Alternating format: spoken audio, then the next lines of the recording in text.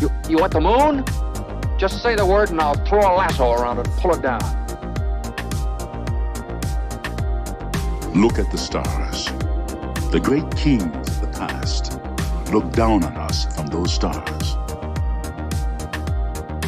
So whenever you feel alone, just remember that those kings will always be there to guide you. I don't think it is very useful to speculate on what God might or might not be able to do. Rather, we should examine what he actually does with the universe we live in. We are all explorers, driven to know what's over the horizon. The most profound discoveries are not necessarily beyond that next star. They're within us, woven into the threads that bind us.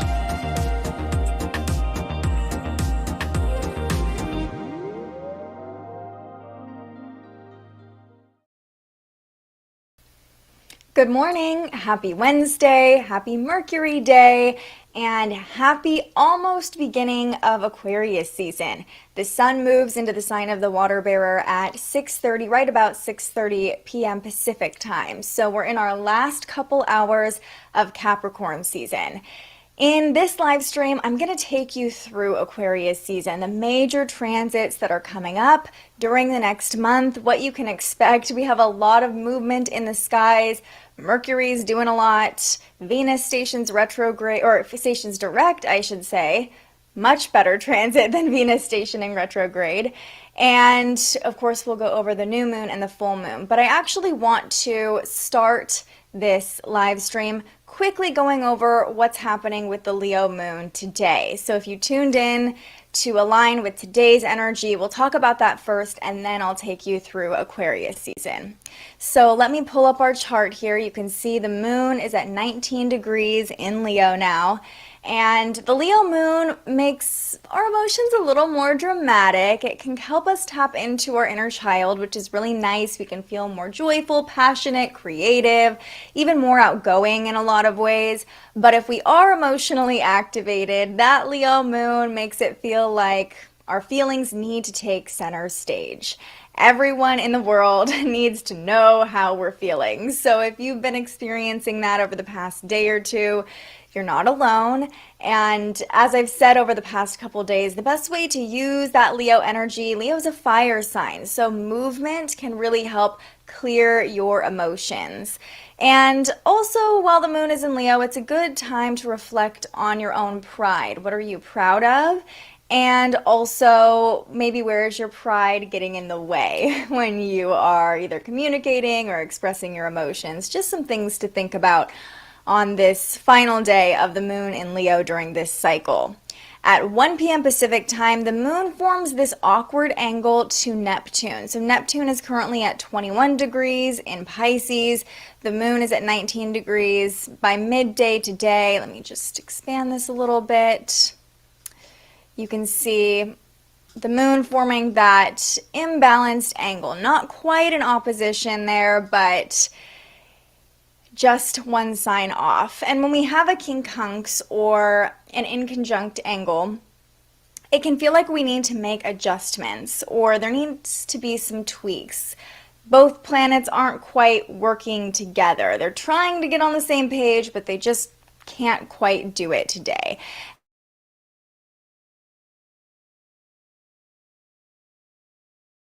Ping us to lean into our imagination. Okay, where are we maybe creatively stifling ourselves? What adjustments do we need to make to express our creativity? Because the moon in Leo is very expressive, and Neptune activates our imagination, activates our fantasy, but this could also cause emotional confusion.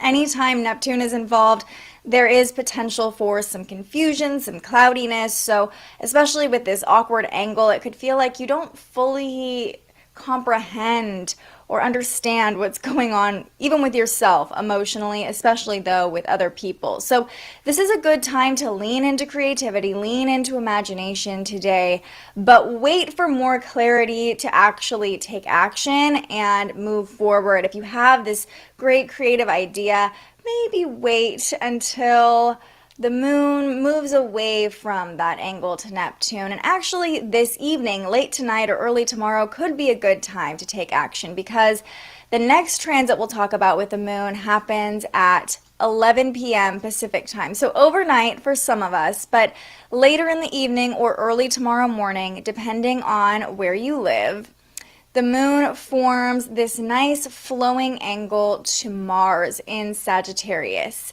Both the moon and Mars will be in fire signs. This is like take action with ease. It'll be very easy. It's like this transit at 11 p.m. You might get this burst of energy or this burst of motivation, but it's almost like that flame, like lighting the fire under our ass to jump into action. Our emotions and our motivations are flowing together very seamlessly late tonight. We can act from a place of integrity, of pride, of strength. So any of that confusion from earlier in the day likely will clear up, and it'll be easier to actually take those first steps or actually do the thing that maybe you were dreaming about earlier in the day. At the same time, though, you can see here, as the moon connects with Mars in this nice, fortunate, optimistic, supportive angle, like the actions you take late tonight, early tomorrow morning will likely lead to good fortune with this 120-degree angle between these planets. But I have to mention, in the background, here's Pluto, also at 26 degrees, forming that awkward angle we just talked about with the moon. So although it'll feel easier to take action, to move, to do whatever that looks like for you, this could also be a really passionate night for lovemaking if you are in a safe relationship. However, this awkward angle to Pluto makes us very aware of our shadows, very aware of maybe some things we've been burying down, not been paying attention to.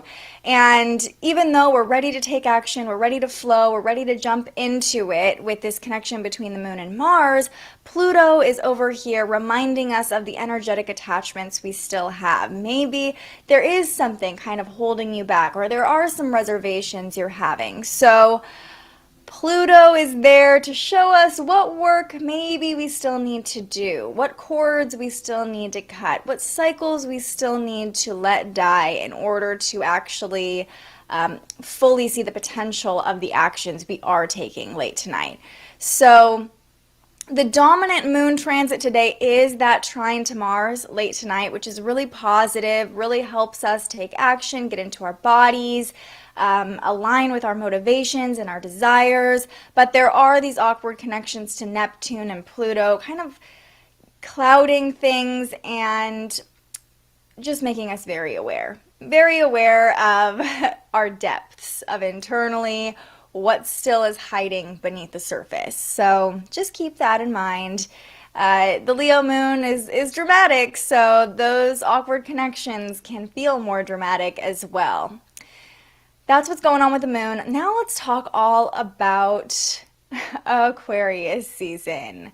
Yeah, definitely need to lean into creativity, grumpy actions. For those of you who are new here, that's my partner, and he's just being honest that he's having a little bit of a tough time today. For you though, babe, your moon is opposing the moon right now. So that's the beauty of understanding the transits and how they activate your chart. I was able to see, okay, his moon is going to be directly opposite the moon, especially late tonight while all this is happening. So that can make us feel a little more emotionally heightened. But the reason I love astrology so much is because it's helped me give grace to other people. It's helped me understand people's actions better, even if maybe they don't fully understand what's going on in the moment. So thank you, Julian, for being my example today. Let's talk about Aquarius season though, because this is exciting. I love Aquarius season, and this one is going to be kind of a wild ride with all the transits we're talking about, and with everything going on in the world, we'll be very aware of global issues during Aquarius season because Aquarius is all about the collective. So starting at 6:30 tonight, the sun enters Aquarius and stays there through February 18th. So we have a month of this eccentric, innovative, unique energy that we all get to settle into for 1 month a year. The sun, just to go over this, represents our consciousness, our identity, our ego, our self-expression, our personality. So during Aquarius season, we express a little bit more collectively and individually, maybe like an Aquarius would, or we're affected more. Our personality, our consciousness is affected more by that Aquarius energy. We'll all be, again, more aware as this rules consciousness of collective issues, of humanitarian causes, of technology, which is ruled by Aquarius, and of our community, how we fit into the landscape of the world around us. Aquarius energy is all about originality, being eccentric. Aquariuses are known for walking to the beat of their own drum, or marching to the beat of their own drum. Freedom and rebellion. The modern ruler of Aquarius is Uranus, which just stationed direct yesterday. So we have this revival of that Aquarius energy. The traditional ruler of Aquarius is Saturn. Saturn is all about restriction and boundaries, which is funny because Aquarius is almost the expression of like, F the restrictions and boundaries. We're doing things our way. So, again, technology, science, humanitarian causes. Aquarius season also is a time that usually gives us new perspectives. So expect to see things a little bit differently over the next month. And there could be information that comes to light over the next 30 days or so that changes our perspective or that makes us see things differently. The key here, as the sun is in Aquarius ruling our consciousness, the key to using this energy is to stay open, be open-minded. Aquarian energy is very mental, and so if we can keep an open mind, we can more easily move through a shift in perspective or more easily kind of express our own unique essence. That's what Aquarius season is about too. Because, it's often that voice in our head that stops us from being our authentic self, especially in a crowd of people. So this is the time to keep an open mind, not only about other people, how they're expressing themselves, but also about yourself. What are you holding back? Maybe what have you been holding back for a long time that is just ready to come out and be expressed? This is the time to do it. I want to talk through some of the major transits coming up this Aquarius season as well, and we'll do that in just a moment. But I think there's something else I wanted to touch on, and it just flew out of my brain. Oh, here it is. Here it is. I want to give you this visual. This keeps popping into my head to share with you. Each of the signs have a representative or a descriptor to them. So, Leo, the lion, right? Virgo, the virgin. And then we have Taurus, the bull. Aquarius is known as the water bearer. Okay, so if you're an Aquarius or an Aquarius or if you've ever seen that description, you're like, what the hell is a water bearer? And if you are watching right now and you're an Aquarius or you have some insight on what this means to you, please share it because, as always, I don't know everything. I just have my perspective, and in true Aquarius season fashion, we are open to all perspectives here. So if there's a way that you think about Aquarius energy that you want to share, throw it in the comments and I will share it with everyone else as well. How I think of this Aquarius energy of the water bearer, I think of Aquarius like the cloud. Right? Think of a cloud literally. It is a water bearer. Where do we get all our water from on Earth? The clouds. Snow, rain, you get the idea. But also, Aquarius rules the collective and higher perspectives. So I see that as a cloud as well. You know, I almost feel like Aquarius is people who have major Aquarius placements tend to like check out and do their own thing, especially like if you're an Aquarius, you're probably going to be one of the first people that's like into the metaverse, you know, into technology, into video games, not as escapist as Pisces energy, but very much doing their own thing and not afraid to walk off on their own and have their own fun in whatever way seems fitting for them. So I think of them almost like sitting on this cloud, having a different perspective. And have you ever, this isn't quite the same thing, but have you ever like gone up on a roof and you realize everything looks different as you're standing up just maybe 20 feet higher? Or same thing, have you ever like laid down on the ground? Just the other day, my partner was like on the ground and was like, this is what the dogs see. This is weird seeing the world from this angle, right? So it's that change of perspective. You can imagine that bird's eye view, that cloud view during Aquarius season. Aquarius also, again, rules technology, and I almost think of it like this electric energy. As it is an air sign, it rules what really can't be seen but can be felt, right? Like air.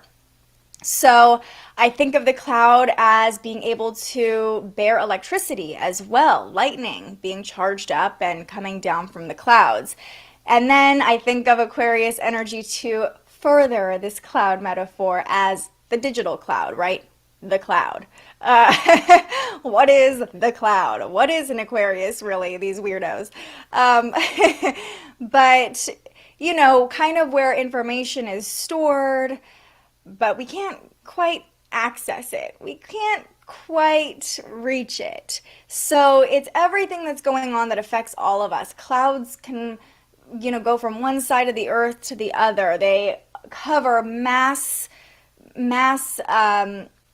what's the word I'm looking for? Like landscapes, right? We can be in multiple places and all be seeing the same cloud. So as you're walking through Aquarius season, let me know if that cloud metaphor resonates with you.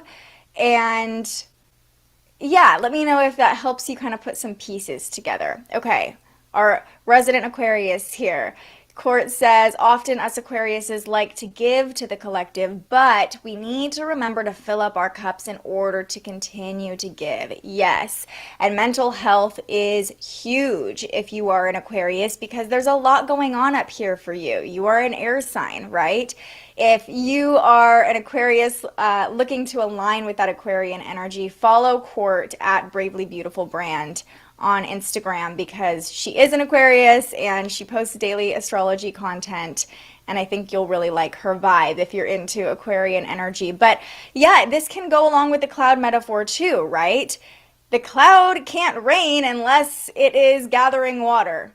I mean, that might not be the most scientific explanation of clouds and rain, but almost if you're an Aquarius, or even if you have an Aquarius moon, especially if you have an Aquarius moon, you can picture yourself like the cloud, right? You got to fill up your own cup in order to bear the water to other people. So keep that in mind, my Aquarius friends. Now let's talk through the major transits coming up this Aquarius season over the next month. So again, this is going on until February 18th, starting tonight. No longer Capricorn season. However, we're not doing away with Capricorn energy altogether. In fact, we have more Capricorn energy coming our way in the midst of Aquarius season. So just because the sun is moving out of Capricorn doesn't mean we won't be feeling that sea goat, Sirius, Saturnian Capricorn energy through this season. And speaking of which, next week on January 24th, we have our first major transit of Aquarius season. Mars, the planet of war, the planet of aggression, drive, motivation, action, desire, moves into Capricorn. So when this happens, our actions definitely come from a practical place. We might be more reserved or serious with our motivations, with our actions, which isn't necessarily a bad thing because Mars is coming out of Sagittarius. And Mars in Sagittarius over the past 6 weeks has made us feel a little more impulsive, a little more reactive, definitely more optimistic when it comes to doing things. We can put ourselves out there more easily. Expect to be more reserved before you step into action when Mars is in Capricorn. This is an earth sign, Capricorn, of course, so our actions come from that grounded place. And don't underestimate the impact of having a slowly, carefully calculated move. Mars in Sagittarius was anything but calculated. It's just like, wee, let's go. Mars in Capricorn is like, hold on, do we have a plan? How is this plan going to affect the long-term plan? How is today's action going to affect us in 6 months, in 6 years, in 60 years? That's Capricorn energy, always thinking ahead. So we'll be more reserved, more cautious, but also we'll have a renewed drive to achieve those long-term goals. That's why we're more focused on how the current actions are affecting the long term. And forward movement we make while Mars is in Capricorn through, I believe, the middle of February, beginning of February, or excuse me, March 6th is how long Mars is in Capricorn.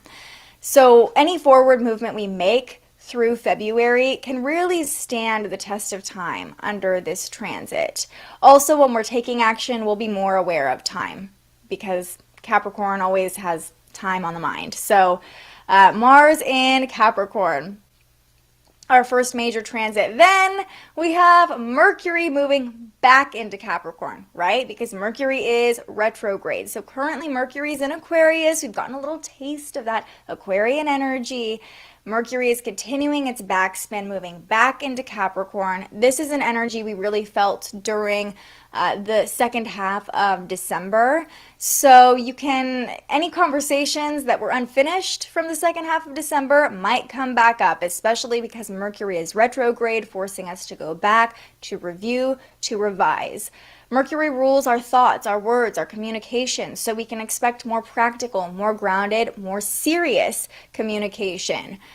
We can also review long-term plans while Mercury is in Capricorn and while Mercury is retrograde, because retrogrades really are forcing us to look back, to review. Expect more information from the government to come down during this time as well. During the first, Mercury moves back into Aquarius on Valentine's Day. So I would say the next couple weeks we might get some updates from the government. And I say the government because Capricorn is definitely that patriarchal structure. And with the planet of communication in Capricorn, it could feel like we're moving backwards in terms of whatever information is coming down through the government. Not necessarily ideal, but everything happens for a reason, right? That's why we follow astrology. So Mercury moves back into Capricorn on the 25th.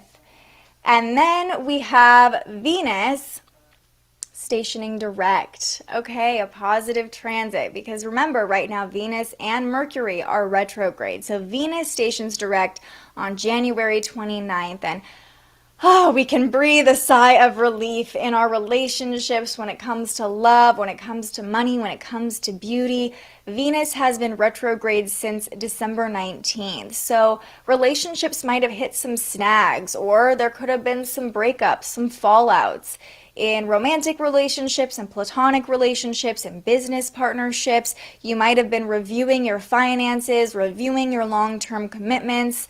This retrograde could have caused some drama for sure with Venus retrograde in Capricorn, or even some confusion. But now that Venus is starting to move forward again at the end of the month, relating to other people in general will just feel easier. Our long-term goals will become clearer. All the reviewing we did, all the lessons we learned during Venus retrograde can start to help us move forward in the areas of love, money, beauty. So look forward to that. And there is more exciting news when it comes to retrogrades a little later on. So let's keep going. On the 31st of January, we have the new moon in Aquarius. So if you are an Aquarius, if you're an Aquarius moon, if you're an Aquarius rising, this just looks like a renewed sense of yourself. This is what we call your new year when there's a new moon in your sign. So this is an opportunity for a fresh start, not just for you if you have an Aquarius placement, but for everybody as we begin a new project, a new cycle. But while the new moon is in Aquarius, keep in mind, this is asking us to do things a little bit differently this time. You want to do things from a different perspective as you begin this new cycle. So under the new moon, as you're setting intentions, try to tap into what makes you unique, what authentic, eccentric part of your personality that you can share with your community as you are setting goals or calling in manifestations. We will likely see a renewed spirit of activism collectively as well after this new moon in Aquarius, and just a heightened awareness in general of humanitarian causes. So keep that in mind under the new moon. Try to act a little differently, think a little differently, just do things in a way that maybe you haven't done them before with this new moon. All right, next we have Mercury stationing direct. When Mercury retrograde ends, all of the planets in our solar system are moving direct at the same time. I don't remember the last time this has happened, but oh my goodness, we need it. We have had retrograde after retrograde. Last year we had a really intense retrograde season in the middle of the year. So February 3rd, the beginning of February, is really just a time to, I think through March even, it's just a time to move forward, okay? This is a time where none of the planets are pulling us back. So hallelujah, after February 3rd, we experience more mental clarity when Mercury stations direct.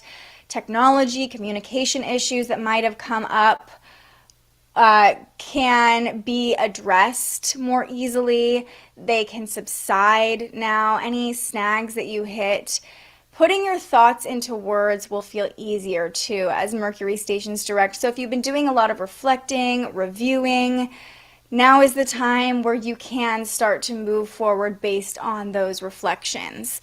We can also declare more long-term plans now as Mercury stations direct in Capricorn, right? Remember, Mercury moved back into Capricorn, so as it starts moving forward again for the first couple weeks of February, this is the time to think about those long-term plans for the year ahead.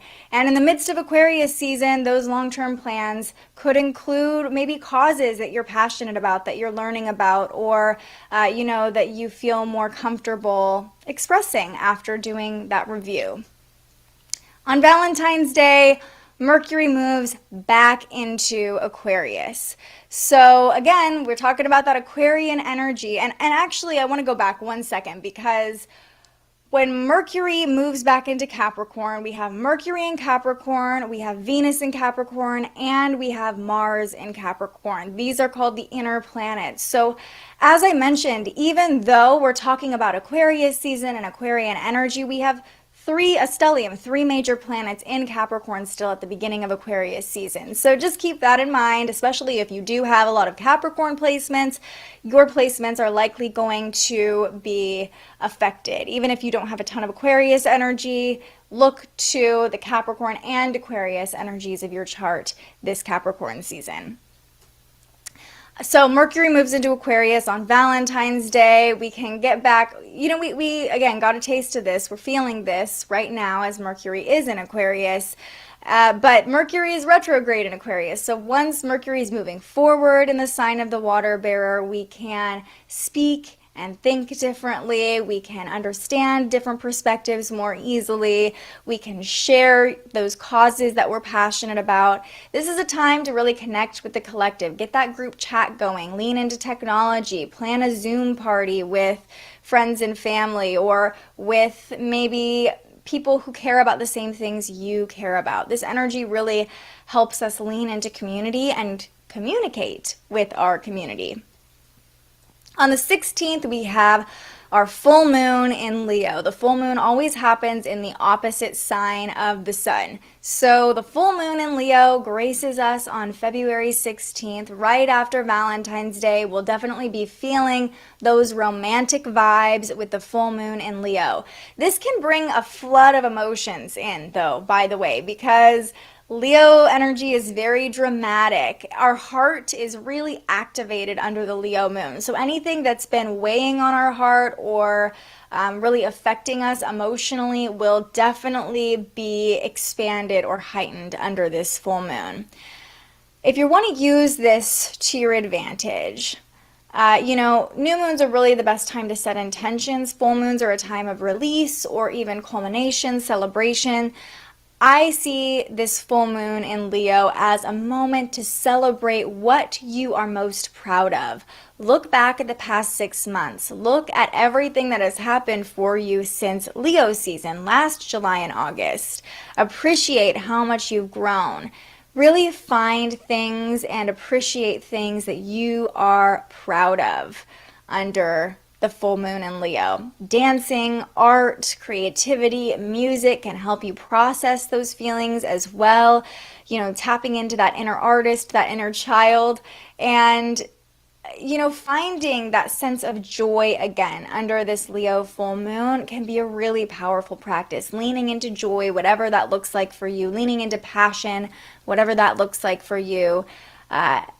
And leaning into joy and passion can make us more emotional. Again, emotions don't have to be a negative thing, right? If there's something that your heart has been wanting to express, this is the time to let it out under this full moon in Leo. All right, so those are the major transits of Aquarius season. We got through them all. And now let's just do a quick wrap up of what this means for the next month, and then we will pull a card. So today is the first day of Aquarius season. The sun moves into the sign of the water bearer at 6:30 p.m. Pacific time tonight.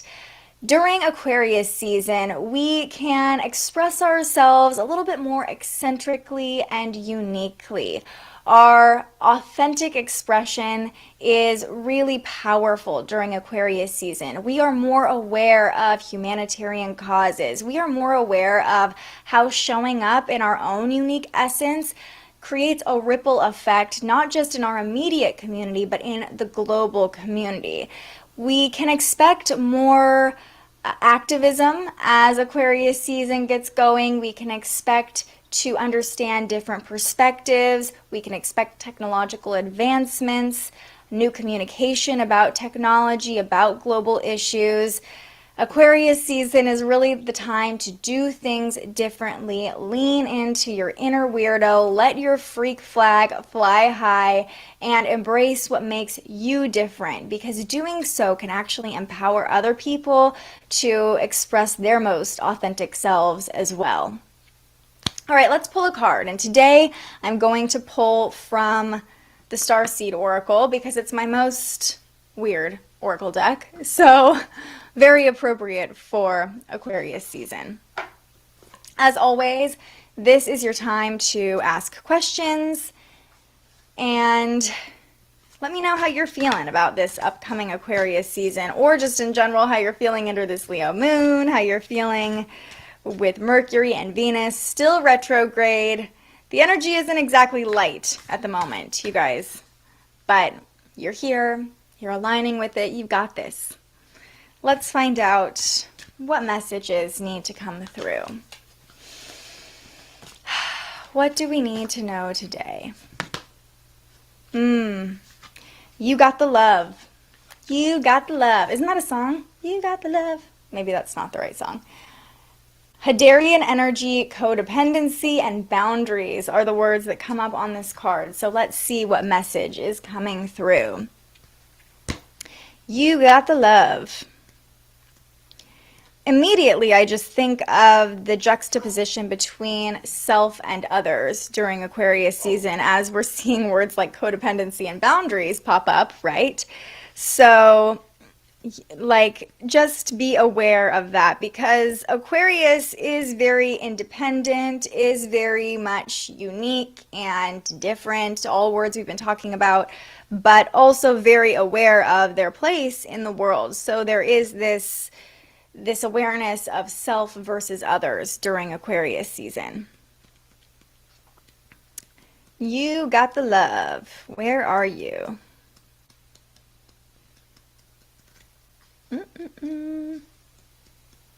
Okay, here we go. Hadarian energy, hopefully I'm saying that right. Codependency, boundaries. The Hadarians are believed to be beacons of pure, divine, unconditional love who see love in all people and all situations. As a result, they can find it hard to have boundaries. Interdependent, healthy relationships can be difficult because they only see the unconditional nature of those they meet. The lovers of the cosmos, they dive in fast. They're here to learn how to love while in a separate body, to learn to love self first and then establish healthy relationships with others, to remember that the love they seek is already within them, that they truly do have all the love on their own. This message of this card is to review the ways you may need to establish healthier boundaries. Perhaps you're in a codependent relationship in which you may be losing your sense of self. It's common for starseeds to dive deep into relationships, particularly with those who feel safe and familiar at a soul level. Perhaps you're in a relationship in which you give more than you receive. Or perhaps there's a certain volatility to it and you're always unsure where you stand. This card is assigned to do a relationship review, hello Venus retrograde, and see what energetic agreements you've made consciously or unconsciously. To acknowledge if there are relationships in which you feel anxious or powerless, in which you don't feel like it's safe to relax and just be you. To assess if there are any places of inadequacy that you've used a relationship to soothe and cover up. Oof, oof. What a card, what a card. You got the love. A reminder as we are looking to what makes us unique and eccentric during Aquarius season, to love those things that make us unique and eccentric, not to stifle the expression of those things to please anybody else, okay? You've got the love within you. If there are any power struggles playing out, energetic attachments that you're not happy with, Venus retrograde, which is happening for the next week, is really a time to review those things and revise those things. Just because you're not happy with how you're relating to other people right now doesn't necessarily mean you need to throw the relationship away. This is just an opportunity to, there's my doorbell. This is just an opportunity to, and my dogs. This is an opportunity to revise things, to do things differently during Aquarius season, and to make any changes so relationships you really do want to stand the test of time can stand the test of time. But they can only do so if you're really being true to yourself and really truly loving yourself before anyone else. So, you know, Court actually just said this beautifully when we're talking about Aquarius energy, and I think it really relates to this card. Aquarius is, and during Aquarius season, all of us enjoy being part of that global community, giving to others, sharing about humanitarian causes. But remember, you can't fully give to other people unless you give to yourself first, whether that's emotionally, whether that's financially, right? Like, you can't make this amazing $50 million donation to a charity you're so passionate about if you're not focusing on yourself and your own success first, right? Okay. Are you with me? So this is our reminder. This is the message that came through. Love yourself first. Love yourself first. You got the love. This is the time to make those revisions that aren't letting you, in any relationships, that aren't letting you express your fullest, most unique, most beautiful, most authentic self. Yes. Feeling like I'm ready for some bounce back from the retrograde love season. Ready to redo, reconsider. Yes, Susan, this card is for you too. Remember, you've got the love within you. And once you really are in love with yourself, that's when healthy, loving relationships can enter your world. So, not just a message for you, a message for me too, right? This isn't something that I take lightly. So, we're all in this together. We're all heading into Aquarius season together. We're all navigating these retrogrades together. And yeah, I hope it's going okay for you. And if it's not, keep coming back. We'll just talk through it together, you guys. This is like a group therapy where I'm the only one really talking. All right, well, that's going to do it for today. We went through Aquarius season. Get ready, get excited. It's going to be a fun time of year. And I'll be back tomorrow morning. The transits definitely calm down for the rest of the week. We have the moon moving into Virgo tomorrow. That's what tomorrow's all about. The moon moves into Libra, I believe, on Friday or Saturday. And we don't have a whole lot of other major transits happening for the rest of the week. Let me just pull this up. Yeah. Mercury, oh wait, that's the wrong week. Here we go. Okay, so yeah, the moon in Virgo is kind of dominating the story Thursday, Friday. The moon in Libra on Saturday. The moon does oppose Neptune on Friday, so we have some fun stuff to talk about over the next couple days. But really, we're diving into Aquarius season. That's the major energy you're going to feel over the next couple days. So I'm so grateful you joined me here this morning. I'm glad that you chose to align with the energy today. If this video is helpful, please go ahead and give it a like, subscribe to our channel so we can continue bringing these free live streams to you every morning. I hope to see you right back here tomorrow morning, but until then, stay curious. Thank you so much for joining us and aligning with the energy of the universe today. If you enjoyed this morning's episode of Transits Today, you can join our live astrology discussion every weekday morning right here wherever you're watching. And head to thespiritualjournalist.com to read your daily astrology forecast and browse the Spiritual Shop. The most fun way to help keep these forecasts free and support more content like this is to buy yourself a little something on our website. But if you're feeling extra generous, you can also buy me a coffee to fuel future live streams. Just tap the link in the description or head to buymeacoffee.com and search The Spiritual Journalist. And speaking of, you can also tune in to The Spiritual Journalist, our weekly live interview where we ask our guests questions about everything from crystals and manifestation to mental health and the environment. Those conversations stream live right here wherever you're watching now every Tuesday. I'm so grateful you found us here, and I can't wait for our next conversation.